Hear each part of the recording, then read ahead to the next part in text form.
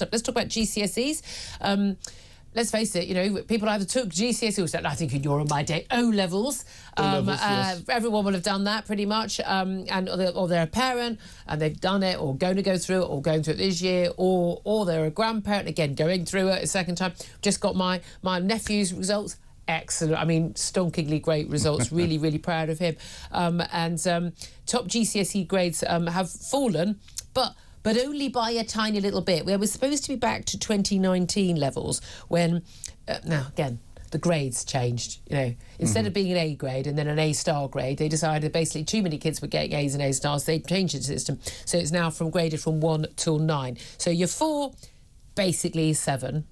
Your 7, sorry, basically a C grade, sorry. Your 4 is a C grade. Your 7 is broadly an A, but you've just got an A. An 8 is an A-star, and a 9 is an A-star star. Is everyone keeping up at the back? There'll be a test on this later, and I will be grading you from 1 till 9. Now, basically, they just, you know, they messed around with them. I don't know what the purpose of that was. I think they could have just regraded differently. But 21.8% of people got the top grade, so that's 7, 8 or 9, down slightly from 22%, but it was 20.8% in 2019. So it's just a little difference. But I do find it strange. And Keir Starmer's congratulated those getting their GCSEs. And again, kids can only do the exams put forward to them after being taught what they've been taught. That's all they can do, best they can ever do. He said, congratulations to those receiving their GCSE results today. You've done an incredible job. He doesn't know that. Some of them might have done absolutely bugger all.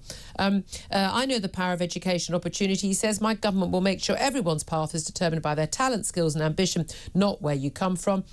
The thing is, it's a bit rich. This is a man who, along with the Tories were in charge. I still hold Boris Johnson 100% responsible for this, who egged on the government at all times to close our schools, to keep them closed during COVID, to not reopen them, to close them again. I mean, they were closed for 6 months plus for most primary school and secondary school pupils.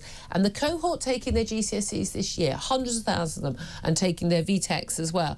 These are the youngsters who started school in September 2019, year 7. They started little young, you know how hopeful you are, you're at big school. They started school, bright-eyed and bushy-tailed. They'll have done well in year 6. They're starting out now.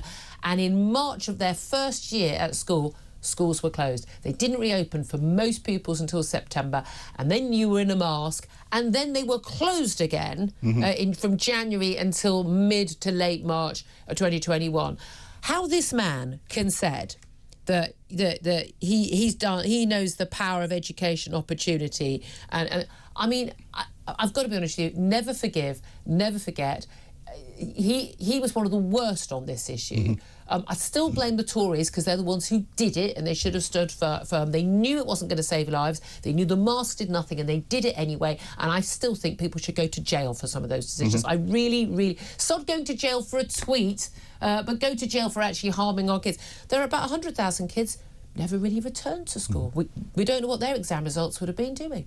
And remember, the unions at the time were putting pressure on, saying, oh, no, we can't let the teachers come in and work because... Not putting pressure on, they damn right refused to come into school. Exactly. And the results, if people have got fantastic results, brilliant, well done. If you've got terrible results, it actually really doesn't matter. There's lots of opportunities. Your life is not going to be defined by your exam. I know so many people who did really badly at school. It wasn't for them, and have gone on to, frankly, live very nice lives with a load of great jobs they can run. There are different skills, but also it's not your fault if you've gone to a god-awful school where they've not taught you well and you've been failed. And this political wokeism that we're seeing, it's come out from the Prime Minister. I've seen the copy and paste that's coming out from ministers now, and we'll suddenly see that copy and paste coming out from all the MPs because they can't even rewrite their own stuff themselves, and that's reflected, I think, in the English and the maths results that have come out, where there's quite a big percentage of kids are going to have to retake their English and maths. Because you have to have those. You have to have those, and those are the basic skills. Yeah, absolutely crucial.